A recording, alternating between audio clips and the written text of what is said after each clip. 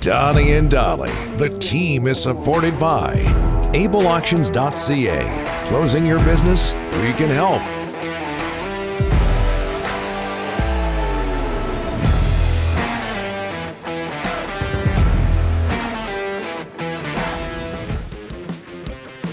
Just ahead of Jeff Paterson, Donnie and Dowling, presented by Able Auctions. If you have assets, inventory, or equipment that you need to sell, email sales@ableauctions.ca. Kraken defeat the Canucks last night at Rogers Arena 4-0. Vince Dunn with a couple of goals for the Kraken. Grubauer, 38 saves. He gets the shutout. Here to talk about that and more from Sekeres and Price, Jeff Paterson. How are you, sir?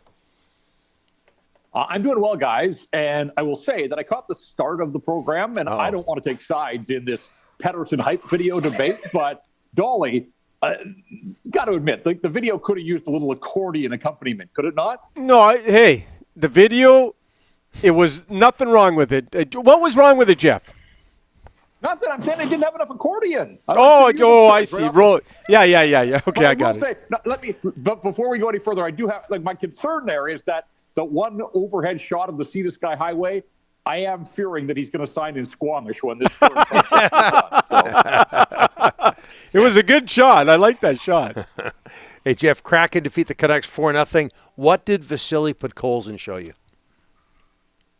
Yeah, I love the net drive on that one play, and it would have blown the roof off this place, even with half capacity, had he been able to put the puck in the net. I mean, he did everything but score there, but it's funny, Don, he's had a slow build-up in the preseason. I think everybody knows that. They've played him in some different situations. On Sunday against Winnipeg, he was on the line with Carson Folk and Will Lockwood, and they barely saw the ice. I think they had 10 minutes of ice time, and they were on the ice for a couple of goals against. And a lot of people focusing on the fact that there hasn't been much in the way of an offensive takeaway for this guy, but there are two ends of the ice, and the coaching staff certainly wants to see how he plays defensively. But last night did feel like a bit of a coming-out party for him. And even before the net drive, and it just looked like a confident guy taking the puck hard to the net, using his size and drawing a penalty. There was a play when the Canucks had a delayed power play coming. They were 6-on-5, and he saucered this pass rink wide to Oliver Ekman-Larsson.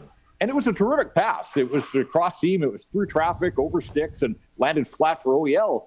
And I thought, man, that was a great pass. But please don't let that be the only takeaway from this night for Vasily Podkolzin, that I'm going to have to try to convince people that this was this amazing saucer pass, that there has to be more to his game by this stage of the preseason.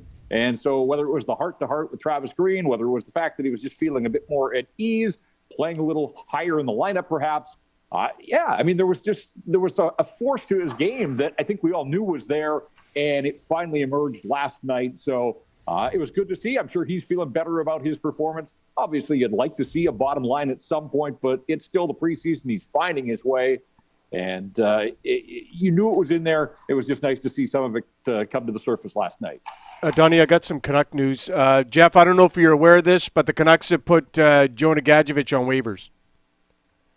So that obviously is to get him to Abbotsford, obviously. So Jonah Gadjovich, it looks like, folks, is going on waivers and will not be in the opening night roster. What did you think of his preseason, Jeff, and training camp? You know what? I thought he had a strong training camp. He scored in both of the scrimmage games on the Friday and the Saturday in Abbotsford. And I know they're training camp scrimmages, and training camp was so short, but people want guys to get noticed. And he's a big body that showed in the American Hockey League last year. He is able to put the puck in the net. Again, it was in a watered-down AHL because of the NHL taxi squad. But I thought he was a guy that had a decent training camp. But with players like Gadjovich, you say, okay, that's a great start. Show me some more. And then we saw the pass to Chase Waters in the game in Abbotsford. You don't think of Gadjovich necessarily as a setup guy, but he showed great patience and some pretty good hands there. And then went to the front of the net the Friday night game in Calgary and was able to establish position and scored a goal. So he did things I thought that got him noticed. I'm a little surprised that he doesn't make the next round of cuts, only because he is on waivers. And this is a second-round pick. Remember, they've already lost Cole Lind from that 2017 second round, and now that was the year that they got Paterson and they got Jack Rathbone and DiPietro. I mean, it was an incredible draft for the Vancouver Canucks, but they may be on the verge of losing 2 second-rounders there before they really ever get an opportunity to play in the NHL and for this organization. So we'll see if there are teams interested. This guy scored 15 goals in 19 AHL games last year. He's a big body. He's worked on his speed. I was encouraged just the mindset of Jonah Gadjovich. The few times I talked to him at training camp, you could see how much he wants to be an NHLer. The work that he put in, he lost some weight, he got leaner, he worked with skating coaches in the Toronto area in the offseason. And I just wonder, a guy that big and a second-round pick, the AHL goal scoring last year, I wonder if there's a team in the National Hockey League that thinks, we'll take a shot on Jonah Gadjovich. I'm not saying that he won't clear waivers, but wouldn't be shocked in the least if there was somebody that thought, hey, there's a project that maybe we can mold into an NHLer. Jeff, what do we read into these two numbers? Jack Rathbone playing a fifth preseason game last night, all 5 Canuck preseason games, and Olli Juolevi seeing significant time penalty killing. Yeah, with Juolevi first, I thought last night was the best I had seen him here in the preseason. It was a tough camp for him. We know that. Travis Green said as much when he said he didn't do himself any favors with the bag skate and just his overall performance out in Abbotsford. But they've played him a fair bit here in the preseason as well. He's in that battle with Brad Hunt and Jack Rathbone. And I thought last night, particularly on the penalty kill, there were signs of the player that I think is there. It's just a question of, can he do it on the regular at this level? And also, there are still mobility issues with him. And the fact that he didn't look particularly good in the bag skate, it did open questions about his offseason, his training, his commitment, and all those things. But credit where it's due. I thought he was better last night, probably the best I've seen of him in the preseason. And if you're Jack Rathbone, I think it's a great opportunity that the coaches just keep coming back to you and playing you all 5 games so far in the preseason, and we'll see what lies ahead. I would imagine there's going to be one more look for him, if not both, if he goes and runs the gauntlet. But, at this time of the year, if you're a young player, Don, if the coaches put you in the lineup, you see that as an opportunity to put your best foot forward, and it's way easier to make an impression on the ice playing the game than it is in the press box or riding the bike during the game. And the other thing, too, is if you're in the lineup, it probably means that one of the guys that you're battling with isn't playing that night. And so I think if you're Rathbone, you just see that you know that the coaching staff clearly is evaluating. They're looking for things in your game, but I think you see it as nothing but a good sign that they continue to ask you to play night after night after night here in the preseason.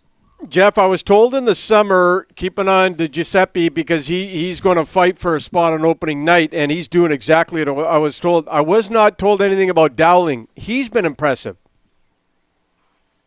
Yeah, and he even laughed last night. Somebody asked him, when's the last time you played 20 minutes? And that's it. He wasn't sure about that. He was close to 20 last night, 4 on the power play, which he would never get 4 on the power play if he makes this hockey club.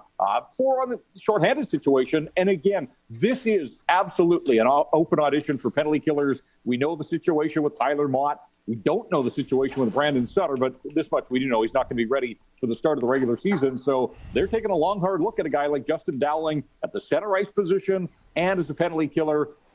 Some NHL experience. I think it's 47 games in the regular season, 15 more, all with the Dallas Stars. He's a veteran guy, just turned 31 last week. And I had a good chat with him last week. He's really appreciative of this opportunity.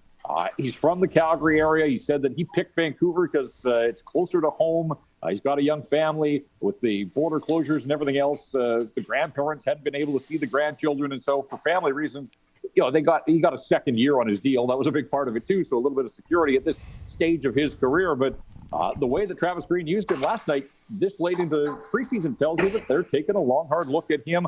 I think Giuseppe has probably separated himself from the pack, and full credit to him. From day one of training camp, he's looked good, and I think he fits a role, another guy that can be versatile and can kill you some penalties. I think the issue, though, with Giuseppe is he's always been a tweener, and there was so much excitement in the offseason about the additions of Garland and Dickinson, and Podkolzin was going to come in here, and you were going to have Sutter finally slotted in the right spot, and Tyler Mott, and really they were probably just going to have to find one more guy. Well, all of a sudden, with these injuries to Sutter and Mott, now you're rounding out your NHL roster with guys that haven't really ever been able to do it on a regular basis in the National Hockey League. And we saw that last year with Jimmy Vesey and Travis Boyd and other guys that they rolled through here. If this team is going to improve, we heard it at the year-end meetings, they need more depth scoring. They need contributions from guys all through the lineup. And now all of a sudden, due to some circumstances, you're trying to plug holes with guys that have showed well. Full credit to them. The question is, when the bullets start flying for real next week, can they step up? Can they hold their own? And can they be productive members of the Vancouver Canucks in the NHL? Or are they just going to be filling out roster spots? Canucks in Edmonton Thursday. Jeff, thanks for this. Appreciate it. Talk to you next week. All right, guys. Thank you. All right, Jeff. Jeff Paterson of Sekeres and Price.